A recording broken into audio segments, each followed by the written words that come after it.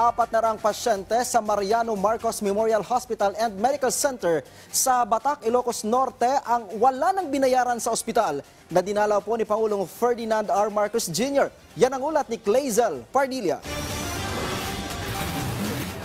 Binisita ni Pangulong Ferdinand R. Marcos Jr. ang Mariano Marcos Memorial Hospital and Medical Center sa Batac, Ilocos Norte.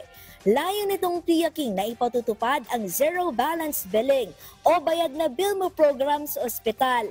Pagsagot ito ng pamahalaan sa pagsusuri, ward, bayad sa doktor at gamot ng pasyente alinsunod sa Universal Healthcare Law. Nasa 400 pasyente ang nailibre ng pagpapagamot sa naturang ospital ngayong araw.